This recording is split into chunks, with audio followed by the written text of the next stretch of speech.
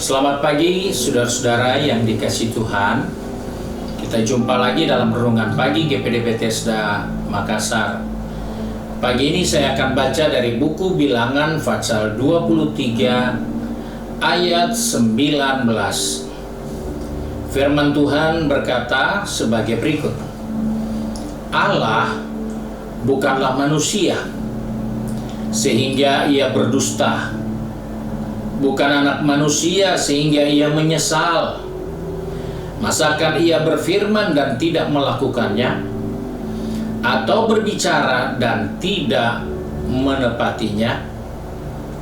Puji Tuhan, kita menjumpai nasihat firman Tuhan pagi hari ini untuk kita sadari bahwa di dalam kehidupan pengiringan kita kepada Tuhan, seringkali kita harus jujur, kita ada dalam kebimbangan, kita ada dalam keraguan-raguan, bahkan kita ada dalam ketakutan yang seringkali kita simpan di dalam pikiran kita, bahkan di dalam hati kita.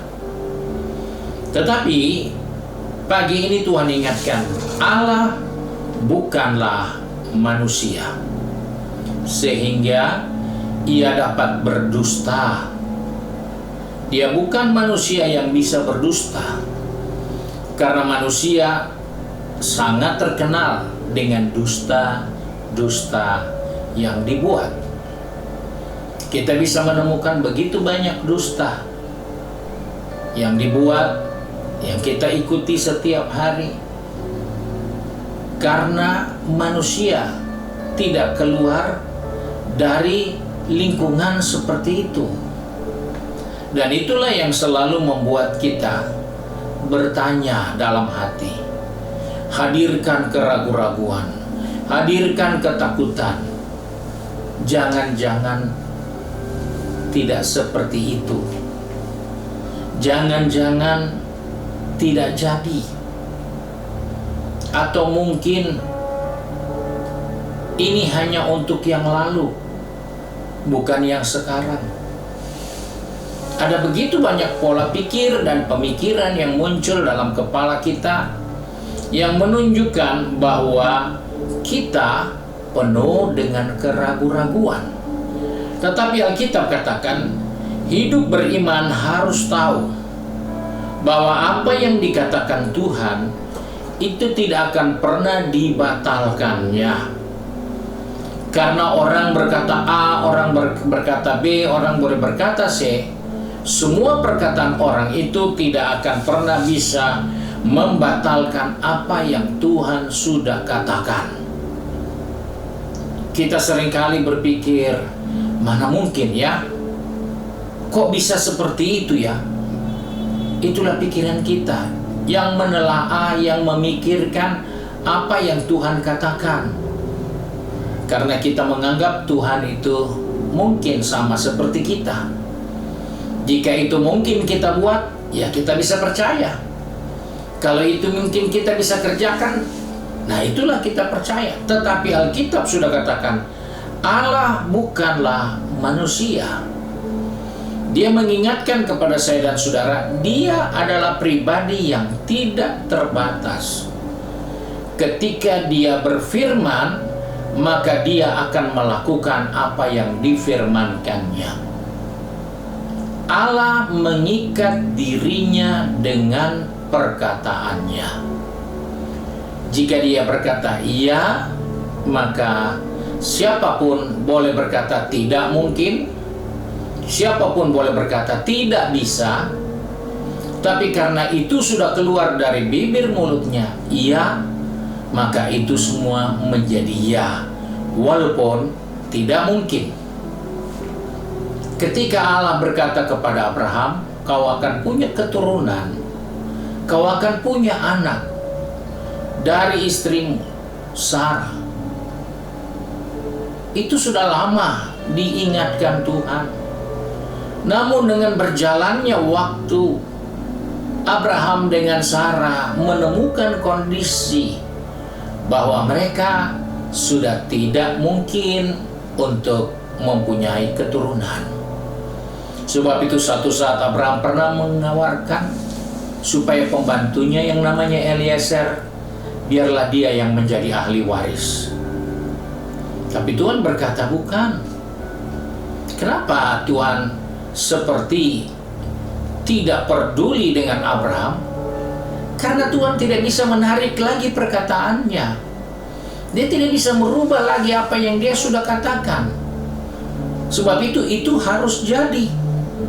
Dan ketika Abraham dan Sarah mulai mengambil jalan pintas dengan mengharapkan ada keturunan dari pembantunya, yaitu Hagar, supaya dari anaknya Hagar mereka bisa adopsi jadi anaknya sendiri. Tapi Tuhan berkata, dia bukan yang aku janjikan. Dia bukanlah perkataan yang keluar dari bibir mulutku. Dia itu bukan perkataan yang aku sendiri ada di dalamnya. Sebab itu akhirnya Allah menyatakan perkataannya menjadi kenyataan.